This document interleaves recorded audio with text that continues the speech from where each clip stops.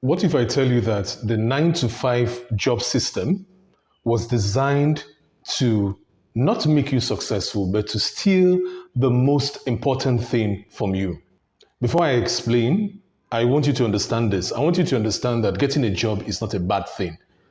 You will need to understand the options that are there for you and how God expects you to navigate and receive the blessings He has for you. So let me break it down on this board.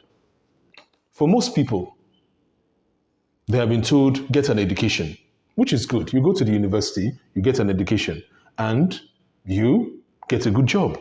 And from there, you start a family because you're now earning an income. Over time, you notice that you are working very hard, which is good. Mondays, you're out. Tuesdays, Wednesdays, Thursdays, Fridays, Saturday, Sundays. You decide, well, I've worked so hard, I just need to rest.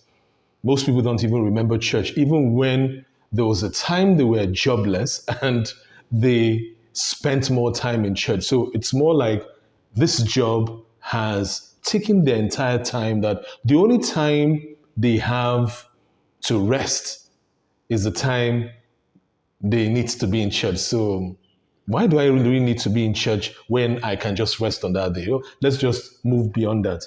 So after a while, you have spent a year in the circle because this circle increases. It goes, it just keeps going every week, the months. 1 year is gone, the next 10 years are gone, and after a while, you have spent 20 years gone. And you get to the point where you'll be asking yourself, what exactly am I doing? What exactly is going on? Yes, you can send your children to school, you can pay your rent, and you keep just receiving your salary, but understand that this is not what God intended for you. So let's understand what God intended. For us to understand what God intended, I want us to go to the book of Matthew chapter 25, verse 14. It tells a very, very important story.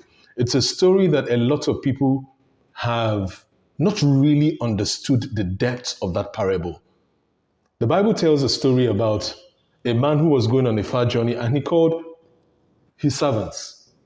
And to one he gave 5 talents, to the second he gave 4, and to the last one he gave 1 talent. I think it was 5, 3, or 2. I think it's 5, 2, and 1.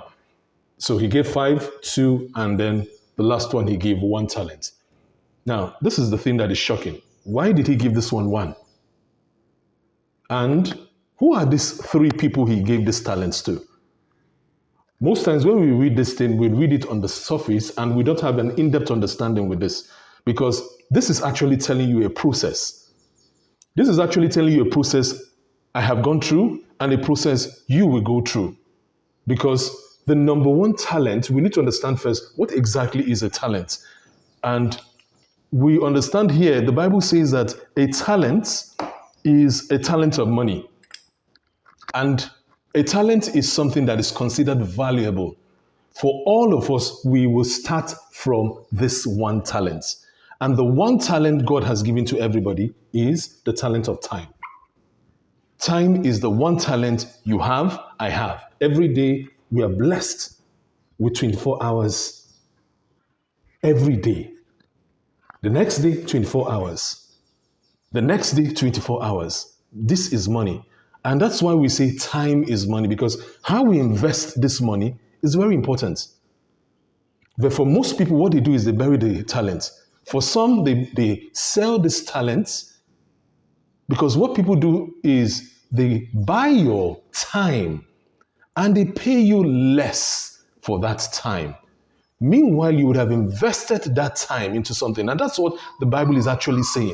So this system, this world system, steals your time.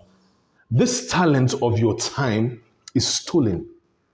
And you are paid less than what God intended for you. And because you are running it this way, you are like the man who has been given 1 talent. Because you're not finding ways to invest it. That is why you see at the end of the day, a lot of people retire frustrated. They retire broke.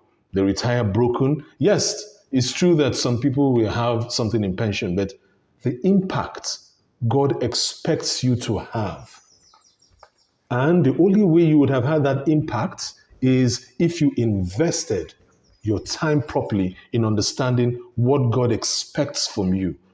That is the only way you would realize that the parable of talents is talking about you and me and about the steps we need to take for us to experience the wonders of God, for us to experience the blessings of God.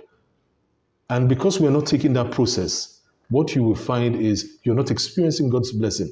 You're praying all the time, you're fasting all the time, and you're not experiencing that blessing. And you're not experiencing it because you are ignoring and you are burying that first talent God has given to you. So, in subsequent videos, I will break this down and help you understand how do you transition from this? How do you go from investing that time? Because you can still redeem this entire process. Yes, you might have spent 10 years wasting your time, 10 years, 15 years sometimes, wasting your time, but you can still redeem it if you understand what is the right thing you need to do. Now, I want you to share a question in the comment section, and if there's anything you don't still understand, you can just type that question in the comment section, and I promise I will look at it, and if it's something I need to create a new video on, I will surely do that. I'll see you in the next video.